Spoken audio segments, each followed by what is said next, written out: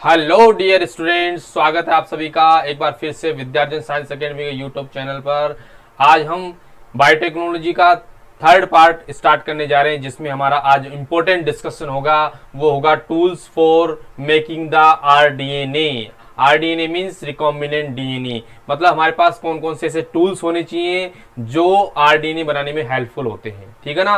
तो उसके बारे में आज हम डिस्कस करेंगे। और उससे पहले एक बार फिर से मैं आपसे रिक्वेस्ट करना चाहता हूं कि अगर आपने हमारा चैनल सब्सक्राइब नहीं किया है तो प्लीज जाइए और सब्सक्राइब कीजिए, और जितना हो सके उतना अपने फ्रेंड्स के बीच में इसको शेयर कीजिए, क्योंकि इस चैनल पर मिलने वाले हैं आपको नीट बायोलॉजी से रिलेटेड, उसके अलावा केमिस्ट्री और फिजिक्स के लेक्चर्स भी यहाँ पर नीट 2025 के लिए जो अपलोड होने जा रहे हैं, वो आपको बहुत बेस्ट कंटेंट हम यहाँ पर देने वाले हैं। तो जितना हो सके आप इनको शेयर कीजिए और चैनल को सब्सक्राइब करके रखिए, जिससे आपको अगला नोटिफिकेशन अगले लेक्चर का आपको तुरंत प्राप्त होगा। मेरा नाम है मोनू कुमार। मैं आपको नीट बायोलॉजी से रिलेटेड 11th और 12th बायोलॉजी कंप्लीट, जहां पर classification, morphology of anatomy of the plants and the animals, उसके अलावा सेल बायोलॉजी, उसके अलावा आपको प्लांट फिजियोलॉजी, ह्यूमन फिजियोलॉजी, उसके अलावा आपको reproduction and the genetics and evolution से रिलेटेड, उसके अलावा आपको बायोटेक्नोलॉजी से रिलेटेड एंड दी इकोलॉजी, जितने भी चैप्टर होंगे सारे के सारे लेक्चर्स आपको यहाँ पर बिल्कुल मुफ्त और 0 to हीरो बनाया जाएगा आपको, ठीक है ना। मतलब आपके लिए जो जितने भी लेक्चर्स होंगे उसमें आपको 0 से लेके हीरो बनाया जाएगा। अगर कोई बच्चा ऐसा मानता है कि मेरे को बायोलॉजी में कुछ नहीं आता, अगर वो लेक्चर्स देखता है तो उसको आराम से डायरेक्ट यहाँ से बिल्कुल बेस्ट कंटेंट यहाँ पे दिया जाएगा, और वो आराम से अपना जो प्रिपरेशन है बायोलॉजी के लिए वो बहुत अच्छे से कर सकता है, और नीट 2025 के लिए अच्छे से अपना स्कोर कर सकता है। तो बिना देर किए हुए बायोटेक्नोलॉजी का जो थर्ड पार्ट है वो स्टार्ट करते हैं बेटा। लास्ट के कुछ लेक्चर्स में हमने आपको बताया था कि हमने बायोटेक्नोलॉजी प्रिंसिपल एंड प्रोसेसेस के बारे में हमने स्टार्ट किया था। जो फर्स्ट लेक्चर हमारा इंट्रोडक्शन बेस पर रहा था, जिसमें आपने देखा था कि बायोटेक्नोलॉजी एक्चुअली में होती क्या है, बायोटेक्नोलॉजी की जरूरत क्या है। तो आपने वहां पर पाया था कि आज की बढ़ती हुई जनसंख्या जो है, आज की जो पॉपुलेशन इतनी खतरनाक तरीके से बढ़ रही है कि हमारा इंडिया वर्ल्ड में नंबर 1 आता है अगर पॉपुलेशन की बात की जाए तो, ठीक है ना। तो मान लीजिए इतनी पॉपुलेशन को अगर मान लीजिए हमने फूड प्रोवाइड नहीं किया, और मान लीजिए हमने फूड के रिसोर्सेज चेंज नहीं किए, तो हो सकता है कि जो भूखमरी आ जाए और लोग लाइक भूख से मरने लग जाए, उनके पास प्रॉपर न्यूट्रिएंट्स ना पहुंचे, ठीक है ना, प्रोडक्शन लेवल हमारा ज्यादा ना हो। इस वजह से कहीं ना कहीं क्या होता है बेटा, बायोटेक्नोलॉजी का हेल्प लिया जाता है, ठीक है। जो सेकंड पोर्शन था, जो उसमें हमने ये देखा था कि रिकॉम्बिनेंट डीएनए बनाते कैसे हैं, एक्चुअली आरडीएनए कैसे बनाते हैं। उसके अलावा आपने ये देखा था कि एक्चुअली बायोटेक्नोलॉजी की जरूरत क्या है। तो हमने सारी चीजें हम डिस्कस कर चुके हैं। अगर आपने वो लेक्चर जाके नहीं देखा है तो बिल्कुल जाइए और यूट्यूब चैनल पर जाके नीट बायो 2025 के नाम से प्लेलिस्ट है, वहां पे जाके आपको सारे कंप्लीट मेरे लेक्चर्स मिल जाएंगे और कंप्लीट वहां से आप सीख सकते हो, ठीक है ना। तो आज हम स्टडी करेंगे बेटा ऐसे कौन कौन से टूल्स हैं जो चाहिए specially to making the RDNA, recombinant DNA को बनाने के लिए कौन क्या क्या चाहिए। तो जस्ट मैं आपको एक ओवरव्यू देखता हूं बेटा। अगर मान लीजिए आप रिकॉम्बिनेंट डीएनए बनाते हो, तो लास्ट लेक्चर में हमने देखा होगा किस तरीके से हम डीएनए को कट करने का काम करते थे। अब डीएनए क्या होता है बेटा, बहुत ही स्मॉल मॉलिक्यूल्स होता है, लाइक माइक्रो मॉलिक्यूल्स होता है, ठीक है ना, जो आंखों से नहीं दिखाई दे सकता।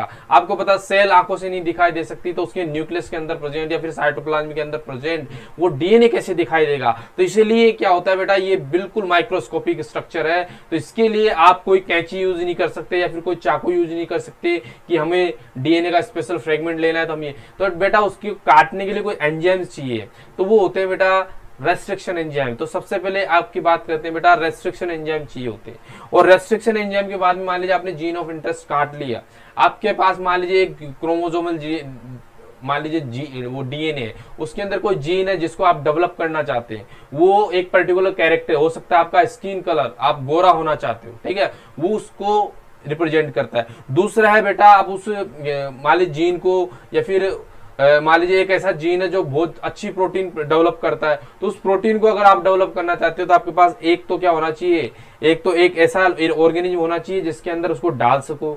जिसके अंदर उसको डालोगे आप तो बेटा वो होता है होस्ट ऑर्गेनिज्म, और जिस जीन को आप डालते हो जो होता है जीन ऑफ इंटरेस्ट। अब बेटा डायरेक्ट तो नहीं डाल सकते, तो उसको डायरेक्ट डाल तो नहीं सकते, लेकिन उसके लिए आपको कुछ न कुछ क्या चाहिए बेटा, आपके पास कुछ टूल्स होने चाहिए। तो वो टूल्स होता है बेटा प्लाज्मिड। क्या होता है, प्लाज्मिड होता है। और प्लाज्मिड आपको पता है बेटा एक्स्ट्रा क्रोमोसोमल डीएनए हम काफी बार डिस्कस कर चुके हैं, और वापिस मैं बता देता हूं बेटा, जो प्लाज्मिड होता है वो एक्स्ट्रा क्रोमोसोमल डीएनए होता है, और वो पाया जाता है बेटा बैक्टीरिया सेल में पाया जाता है, और वो इंडिपेंडेंटली डेवलप और रेप्लिकेट हो सकता है। इसी का फायदा साइंटिस्टों ने उठाया बायोटेक्नोलॉजी के लिए कि उसको बाहर निकालते हैं, और उससे सेम रेस्ट्रिक्शन एंजाइम से जो जीन ऑफ इंटरेस्ट होता है जिस क्रोमोसोम पर, और जो प्लाज्मिड होता है उस पर सेम टाइप से रिएक्शन करवाई जाती है, जिससे सेम फ्रेगमेंट्स वहां से कट हो जाते हैं, जिससे क्या होता है जो आपका जीन ऑफ इंटरेस्ट है ना वो आराम से उसके अंदर फिट हो जाएगा। ठीक है ना, वो आराम से जैसे ही फिट हो जाएगा तो उसके बाद उसको जोड़ने के लिए कौन आएगा बेटा, डीएनए लाइगेज एंजाइम आएगा, जो आप molecular basis of inheritance chapter में सीख सकते हो, जो मैंने आपको करवा दिया है। नेक्स्ट नई जो सीरीज आएगी उसमें भी आपको अच्छे से करवाया जाएगा। ठीक है ना, तो वहां पर डीएनए रेप्लिकेशन जो था, वहां पर डीएनए लाइगेज जो होता है बेटा प्रूफ रीडिंग का काम करता है, और फ्रेगमेंट्स को जोड़ने का भी काम करता है। तो बेटा आज हम कुछ ऐसी चीजों के बारे में पढ़ेंगे, ऐसे टूल्स के बारे में पढ़ेंगे कि एक्चुअली में आप आरडीएनए बना कैसे रहे हो, मतलब ऐसे कैसे बना सकते हो। तो आपने देखा होगा कि आरडीएनए बनाने के लिए टूल्स क्या क्या चाहिए। ठीक है ना, तो ये सब चीज हम डिस्कस करेंगे। और जस्ट लाइक अभी मैं डिस्कस कर रहा था, मैंने बताया कि किस तरीके से अगर आपका जीन ऑफ इंटरेस्ट किसी दूसरी सेल्स में डालना है तो बेटा आपके पास कुछ एक ऐसा टूल्स होना चाहिए जो इस जीन को पकड़कर अंदर लेके जाए। तो वो होता है प्लाज्मिड, प्लाज्मिड के साथ जोड़ दिया जाता है और फिर वो वापिस चला जाता है। जैसे जोड़ा है तो बेटा उसको बोलते हैं वेक्टर। क्या बोलते हैं बेटा, वेक्टर। तो यहाँ पर मोटे तौर पे बात की जाए तो बेटा रेस्ट्रिक्शन एंजाइम एक चीज चाहिए, वेक्टर जो कि प्लाज्मिड होता है, उसके अलावा होस्ट ऑर्गेनिज्म चाहिए, डीएनए लाइगेज चाहिए बेटा। ये सिर्फ कॉमन चीजें हैं। इसके अलावा जो आपको जानकारी है हम आपको देते रहेंगे। तो आपके पास कोई डाउट है तो प्लीज बेशक आप कमेंट सेक्शन में लिखिए, आपके वो डाउट कंप्लीट किया जाएगा और डायरेक्ट आपको उन चीजों के बारे में बताया जाएगा। ठीक है, चलो स्टार्ट करते हैं अपना चैप्टर। तो यहाँ पे क्या है बेटा, tools for recombinant DNA technology. तो बेटा आपको पता होना चाहिए कि आज के मॉडर्न वर्ल्ड में बायोटेक्नोलॉजी का इतना डिमांड बढ़ गया है, इतना डिमांड बढ़ गया है, क्योंकि बेटा जो आज हम मॉडिफाइड प्रोडक्ट्स, जो जेनेटिकली मॉडिफाइड ऑर्गेनिज्म, जो हमने फर्स्ट लेक्चर में डिस्कस किया था कि आप किसी भी ऑर्गेनिज्म के अंदर जेनेटिक लेवल पे चेंज करते हो तो उसमें आपको आरडीएनए टेक्नोलॉजी का हेल्प लेना ही पड़ेगा। जेनेटिक लेवल मतलब उसके डीएनए और आरएनए वगैरह आप चेंज करना चाहते हो, प्रोटीन्स में चेंज करना चाहते हो, तो आपको लेना पड़ेगा बेटा डीएनए टेक्नोलॉजी का हेल्प। आरडीएनए टेक्नोलॉजी बोले तो रिकॉम्बिनेंट डीएनए टेक्नोलॉजी। ठीक है ना, अब बात करते हैं बेटा इसके अंदर ऐसे कौन कौन से टूल्स हैं जो चाहिए होते हैं। तो यहाँ पे देखो बेटा मैं आपको बता चुका हूं कि सबसे पहले क्या होता है बेटा कि जेनेटिक इंजीनियरिंग और recombinant DNA technology can be accomplished only if we have the key tools। हमारे पास टूल्स क्या क्या होनी चाहिए। तो सबसे पहला होता है बेटा रेस्ट्रिक्शन एंजाइम। रेस्ट्रिक्शन एंजाइम आपको मैंने बताया था बेटा, रेस्ट्रिक्शन एंजाइम जो होता है पर्टिकुलर जीन सीक्वेंस को काटता है। कि आपने किसी भी मान ली टेस्ट ट्यूब में आपके पास क्रोमोसोम्स पड़े, आपने मान ली रेस्ट्रिक्शन एंजाइम डाल दिया, तो बेटा आपको पता है कि वहां जो क्रोमोसोम के अंदर प्रेजेंट जो डीएनए होता है उसमें से कुछ स्पेशल फ्रेगमेंट्स को काटेगा। समझ में आया ना, स्पेशल तो हर क्या होता है बेटा अलग अलग रेस्ट्रिक्शन एंजाइम्स आपको पता है 900 रेस्ट्रिक्शन एंजाइम और 200 से अधिक बैक्टीरियाओं से निकाले जा चुके हैं बेटा। ठीक है ना, और आपको पता है जैसे रेस्ट्रिक्शन एंजाइम की डिस्कवरी जो थी बेटा, ये माना जाता है कि जब बैक्टीरियोफेज किसमें अटैक करते हैं, बैक्टीरिया के ऊपर अटैक करते हैं, तो रेस्ट्रिक्शन एंजाइम क्या होता है बेटा, जो उसके द्वारा भेजा गया जो डीएनए होता है उसको ब्रेक डाउन कर देता है, जिसकी वजह से क्या होता है बैक्टीरिया बच जाता है। किससे, वायरसेस के अटैक से। तो उसी चीज का उपयोग करते हुए साइंटिस्टों ने क्या देखा कि अगर मान लीजिए रेस्ट्रिक्शन एंजाइम को हम यूज करते हैं तो डीएनए को कुछ पर्टिकुलर सीक्वेंस से काटा जा सकता है। ठीक है ना, तो आपको पता है बेटा ये पर्टिकुलर सीक्वेंस, तो इसको क्या बोलते हैं, मैंने आपको बोला था बेटा कि रेस्ट्रिक्शन एंजाइम अगर मान लीजिए उसके पास ऐसी कैपेसिटी है कि बेटा वो डीएनए को पर्टिकुलर सीक्वेंस से काट सकता है, तो बेटा उसको हमने बोला था कि मॉलिक्यूलर लेवल पे होता है। तो इसको क्या बोल सकते हैं आप, मॉलिक्यूलर सीजर्स बोल सकते हो। क्या बोल सकते हो बेटा, मॉलिक्यूलर सीजर्स बोला जा सकता है इसको। ठीक है ना, क्या बोल सकते हो बेटा, मॉलिक्यूलर सीजर्स इसको बोल सकते हो। समझ में आया ना। जो पहला टूल आपको हमेशा याद रखना है कि आरडीएनए बनाने के लिए सबसे पहला टूल जो रहेगा वो रहेगा रेस्ट्रिक्शन एंजाइम। ठीक है, तो आपको पता है बेटा ये पर्टिकुलर टूल आपको हमेशा याद रखना है कि आरडीएनए बनाने के लिए सबसे पहला टूल जो रहेगा वो रहेगा रेस्ट्रिक्शन एंजाइम। ठीक है, तो आई होप यहां तक समझ में आया होगा। नेक्स्ट आता है बेटा पॉलीमरेज एंजाइम, मतलब कुछ ऐसे डीएनए पॉलीमरेज एंजाइम चाहिए बेटा आपके पास। मान लीजिए आपने जीन तो अलग कर लिया, भाई डीएनए से आपने जीन तो अलग कर लिया। डीएनए जीन क्या होता है बेटा, part of the DNA, like sequence of the DNA, fragment of the DNA, एक छोटा सा पार्ट आप ले लो जिसके अंदर आपके मान लीजिए 50 से 60 या फिर 50 से 100 न्यूक्लियोटाइड्स हो सकते हैं, ठीक है ना। उससे छोटा भी हो सकता है, लेकिन अगर मान लीजिए बेटा उसको छोटा है, आपके पास जीन तो छोटा है, लेकिन उसको क्या बेटा मल्टीप्लाई करने के लिए आपके पास कुछ एंजाइम तो होना चाहिए ना। तो आपने देखो याद करो बेटा डीएनए रेप्लिकेशन के टाइम बेटा जो डीएनए से डीएनए बनाने में हेल्प करता है वो डीएनए पॉलीमरेज एंजाइम होता है, ठीक है ना।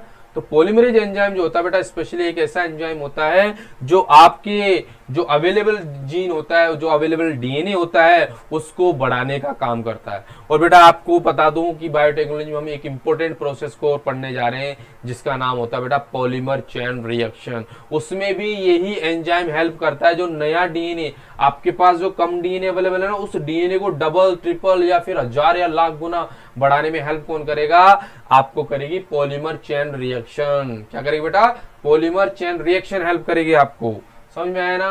तो यहाँ पर कोई डाउट नहीं होना चाहिए बेटा। एक्चुअली हम क्या कर रहे हैं, 1 बाय 1 कुछ टूल्स डिस्कस कर रहे हैं जो आपको आरडीएनए रिकॉम्बिनेंट डीएनए बनाने में हेल्प करेगी, आरडीएनए टेक्नोलॉजी में जो काम में लिए जाते हैं। तो सेकंड आता है बेटा अपना polymerase enzyme, DNA polymerase enzyme. आपने सब देख रखा है बेटा, ये जो लीडिंग स्ट्रैंड है, लैगिंग स्ट्रैंड है। लीडिंग स्ट्रैंड जो होता है बेटा उसकी डायरेक्शन होती है 3 to 5, याद है ना। ये एप्लीकेशन मैंने पढ़ाया था बेटा। मैं और भी आपको सेपरेट लेक्चर लेने वाला हूँ जेनेटिक्स और मॉलिक्यूलर बायोलॉजी या मॉलिक्यूलर बेसिस ऑफ इनहेरिटेंस के ऊपर, ठीक है।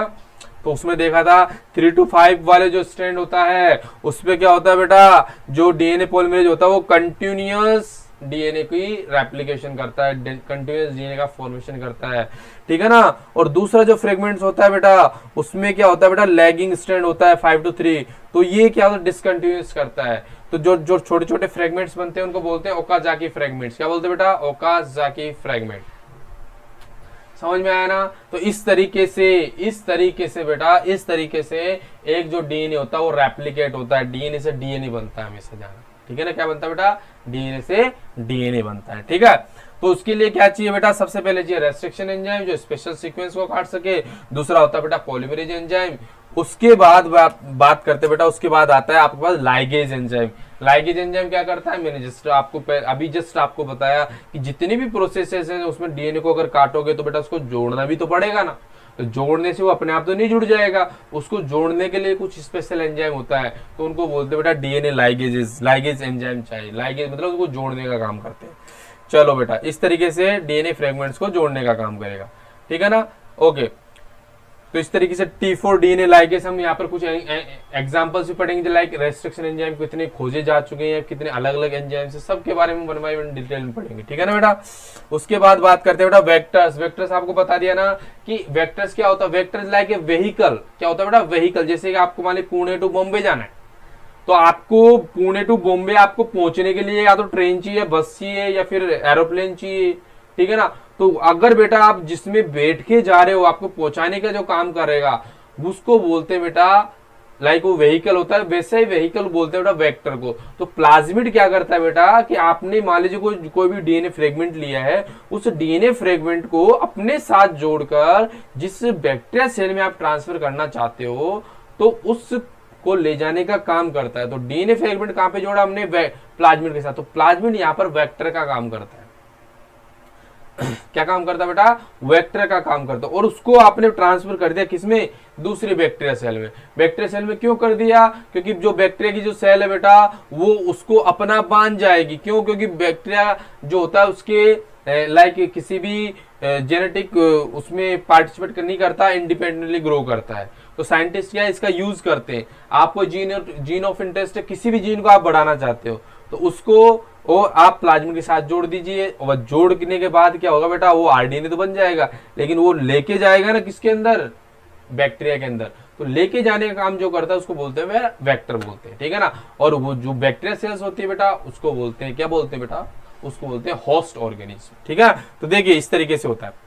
तो ये होता है बेटा बैक्टीरिया। इसके अंदर कुछ डिफरेंट लाइक कुछ फिक्स प्लेसेस होते हैं, जैसे कि रेप्लिकेशन होने के लिए कुछ स्पेशल प्लेस होता है जिसको बोलते हैं ओरिजिन ऑफ रेप्लिकेशन ओरिजिन। उसके अलावा इसके पास कुछ रेजिस्टेंस होते हैं जिसके अंदर ये आसानी से लाइक एम्पिसिलिन, ओके, टेट्रासाइक्लिन, कुछ एंटीबायोटिक रेजिस्टेंस होते हैं, हम आगे डिटेल्स में पढ़ेंगे इनके बारे में। तो इनके अंदर कुछ रेजिस्टेंस पाया जाता है, कुछ जीन्स पाए जाते हैं जो उसको किसी भी मीडियम में ग्रो करने के लिए हेल्पफुल रहते हैं। समझ में आया ना? तो इस तरीके से काफी इनके अंदर प्लेसेस पाए जाते हैं। ठीक है, चलो नेक्स्ट बात करते हैं बेटा the host organism. Host organism मैंने समझा दिया आपको कि आपने प्लाज्मिड तो बना लिया, लेकिन अगर मान लीजिए आपको किसी सेल्स में आपको ट्रांसफर करना है बेटा, तो वो सेल्स जो होगी जिसके अंदर आपने प्लाज्मिड डाला है उसको बोलेंगे बेटा होस्ट ऑर्गेनिज्म। जस्ट लाइक आप एक चीज देख लीजिए, जैसे कि मान लीजिए पोलियो की दवा ले रहे हैं, ठीक है ना, तो पोलियो की दवा लेने के लिए मान लीजिए पोलियो के कुछ माइक्रो ऑर्गेनिज्म या फिर कुछ ऐसे आप मान लीजिए कोई भी जीन, डीएनए, कुछ भी दवाई वगैरह है बेटा, उसको हमारे अंदर ट्रांसफर कर, तो बेटा हम क्या है लेने वाले, हमारे अंदर वो चीज जाएगी। ठीक है ना, जैसे मच्छर हमको काटता है तो प्लाज्मोडियम हमारी बॉडी के अंदर चला जाता है, तो हम क्या है मच्छर के जो प्लाज्मोडियम होता है ना, जो प्रोटो जो होता है प्लाज्मोडियम का, उसके लिए क्या है बेटा, हम उसके लिए एक तरीके से होस्ट हैं।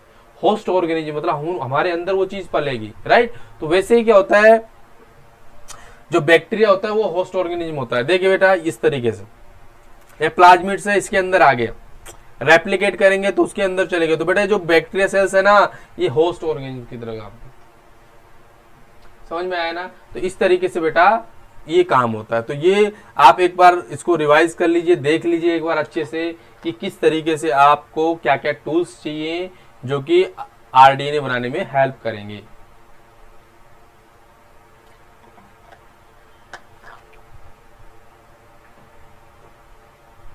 समझ आया यहां तक? अगर कोई भी डाउट है तो आप बिल्कुल आप कमेंट सेक्शन में लिख सकते हैं, ठीक है ना। चलिए बढ़ते हैं आगे, अब वन बाय वन इनके बारे में स्टडी करते हैं कि एक्चुअल में।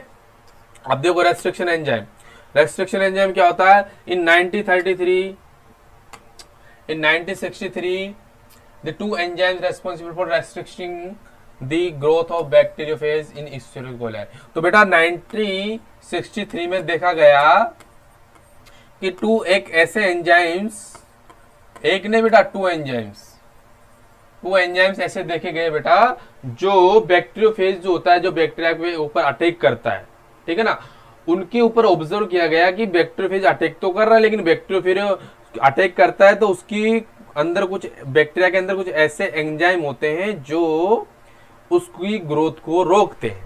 क्या करते हैं बेटा, उसकी ग्रोथ को रोकते हैं। तो इसमें से कुछ ऐसे एंजाइम्स थे जिनको रेस्ट्रिक्शन एंजाइम बताया गया कि जो स्पेशल डीएनए को काट के पटक देते वो इनएक्टिव हो जाता है, ठीक है ना। तो इसका उपयोग साइंटिस्टों ने रेस्ट्रिक्शन एंजाइम को डिस्कवरी के लिए बनाया गया। जो दो एंजाइम थे बेटा उनमें से one of these added the methyl group to the DNA.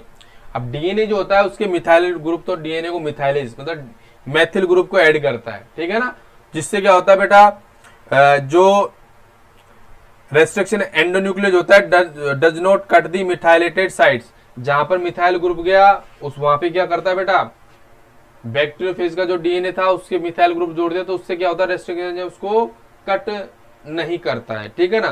तो एक पहले वाला दो एंजाइम आइडेंटिफाइड किए थे, पहले वाला तो क्या करता है मिथाइल ग्रुप को जोड़ता है, दूसरा वाला क्या करता है बेटा वो कट करने का काम करता है, डीएनए को क्या करता है बेटा कट करने का काम, तो उसको क्या बोलते हैं बेटा रेस्ट्रिक्शन एंजाइम बोलते हैं, ठीक है ना। वाइल अदर द कटता डीएनए, तो ये क्या होता है बेटा EcoR1 मान लीजिए कि रेस्ट्रिक्शन एंजाइम है, ठीक है ना। अभी हम आपको एक लिस्ट बताएंगे जिसमें आपको पता चलेगा कि किस बैक्टीरिया से कौन सा रेस्ट्रिक्शन एंजाइम कलेक्ट किया गया। जो सेकंड वाला जो डीएनए था बेटा वो जो एंजाइम था उसको बोलते हैं रेस्ट्रिक्शन एंजाइम। जो क्या करते हैं बेटा रेस्ट्रिक्शन एंजाइम एक्चुअली ये स्पेशल सीक्वेंस होता है उनको आइडेंटिफाई करके ही उनको काटते हैं। जैसे कि ये GAATTC, अब मान लीजिए पूरा डीएनए बेटा GA, ये क्या है G ग्वानिन एडेनोसिन थायमिन, ये क्या है सीक्वेंसेस है, ठीक है ना।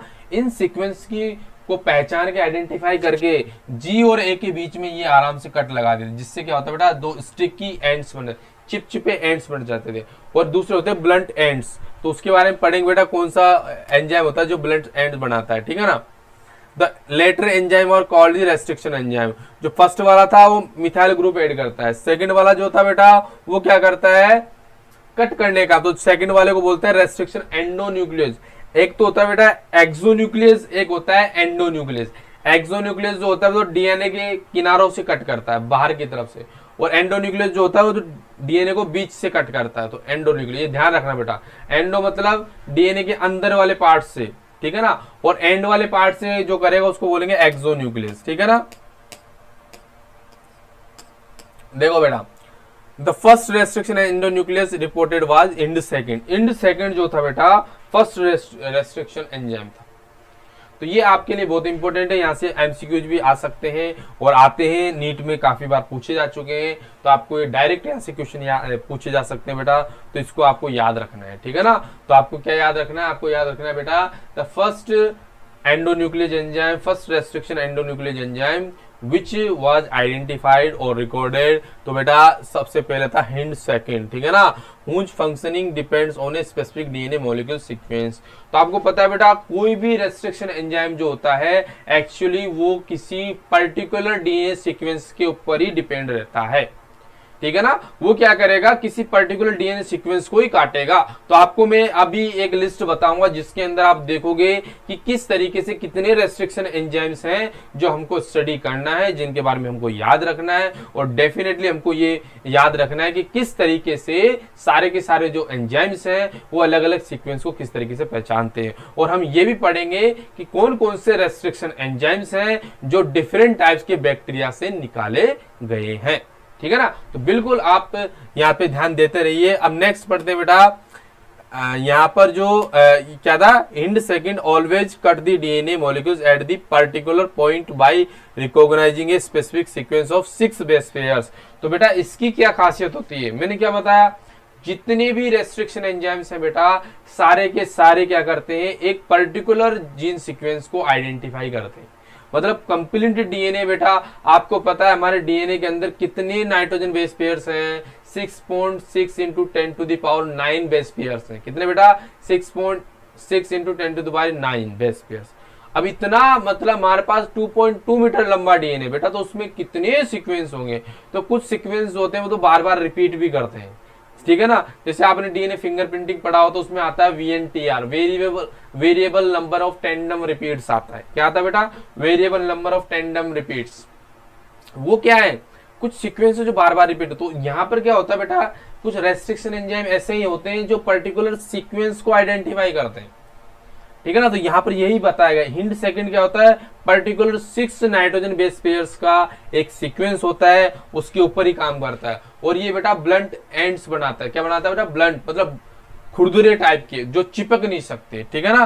तो इस वजह से, और जो इक्वार फर्स्ट होता है वो स्टिकी एंड्स बनाता है, ठीक है ना, जो आपस में आसानी से चिपक सकते हैं, डीएनए लाइगेज उनके ऊपर वर्क कर सकता है। देखो बेटा इस तरीके से, तो कौन सा, अगर मान लीजिए आपको पूछा जाए बेटा कि हिंड सेकंड का पर्टिकुलर जीन सीक्वेंस क्या होता है, डीएनए सीक्वेंस क्या होता है, तो आपको याद रखना है बेटा GTC GAC। तो उधर क्या होगा, ये क्या होता है बेटा, पैलिंड्रोमिक होता है, दोनों तरफ से पढ़ने में सेम आता है, पैलिंड्रोमिक सीक्वेंस होता है। पैलिंड्रोमिक सीक्वेंस को बोलते हैं बेटा ऐसा सीक्वेंस जो दोनों तरफ से रीड करने पर सेम आंसर देता है, ठीक है ना। तो यहाँ पर क्या होता है बेटा, GTC CAG, तो इसके बीच में C और G के बीच में कट लगाता है बेटा, जिससे क्या होता है बेटा, ब्लंट एंड्स बनते हैं। मतलब ये एंड्स जो होते हैं आपस में चिपक नहीं सकते, काट सकता है ये, ठीक है ना। नेक्स्ट बात करते हैं, जो स्पेसिफिक सीक्वेंस है जहां पर ये वर्क करता है उसको बोलते हैं बेटा रिकॉग्निशन साइट। क्या बोलते हैं, रिकॉग्निशन साइट। तो ये कुछ इस तरीके से है, जहां से मान लीजिए डीएनए रेप्लिकेशन स्टार्ट होता है तो उसको क्या बोलते हैं, ओरिजिन ऑफ रेप्लिकेशन। यहाँ पर एक ऐसा सीक्वेंस होता है जहां पर पर्टिकुलर एंजाइम्स काम करेगा तो उसको बोलते हैं रिकॉग्निशन सीक्वेंस। नेक्स्ट देखो, ये हमारे पास एक लिस्ट है बेटा, इसको ध्यान रखिएगा, और ये बहुत इंपॉर्टेंट लिस्ट है, आप चाहो तो स्क्रीनशॉट ले सकते हो उसका। तो इसमें आप बिल्कुल ध्यान रखिए बेटा कि कौन कौन सा एक ऐसा एंजाइम्स है, कौन कौन से रेस्ट्रिक्शन एंजाइम है जो आज तक खोजे जा चुके हैं। तो बिल्कुल आप ध्यान से देखिए बेटा कि यहाँ पर बिसाइड्स हिंड सेकंड तो मान लीजिए फर्स्ट रेस्ट्रिक्शन एंजाइम था, उसके अलावा भी बेटा आज हमारे पास 900, मैंने बताया था ना बेटा कितने, 900 रेस्ट्रिक्शन एंजाइम्स हैं जो कितने टाइप्स के बैक्टीरिया से निकाले गए हैं, 230 टाइप्स ऑफ बैक्टीरिया से निकाले गए हैं। कितने बेटा, 230 टाइप्स ऑफ बैक्टीरिया से अलग अलग निकाले गए हैं, ठीक है ना। कोई डाउट यहां तक बताइए, कोई डाउट यहां तक।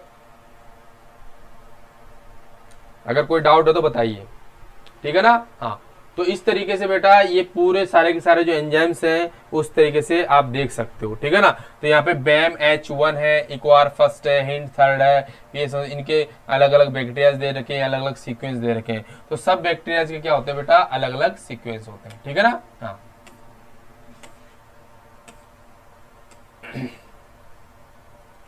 अब देखो इसमें क्या होता है बेटा, ये बैक्टीरिया का नाम होता है, नोमेनक्लेचर कैसे दिया जाता है, ठीक है ना। तो नोमेनक्लेचर को देने के लिए इस तरीके से बेटा क्या होता है बेटा, आपको ध्यान रखना पड़ेगा एक्चुअल में कि किस तरीके से इसका नाम दिया जाता है। जैसे इक्वार वन है तो इक्वारन क्या होता है बेटा, उसके जीनस का नाम होता है इश्चरेशिया, और कोलाई क्या होती है, स्पीसीज होती है।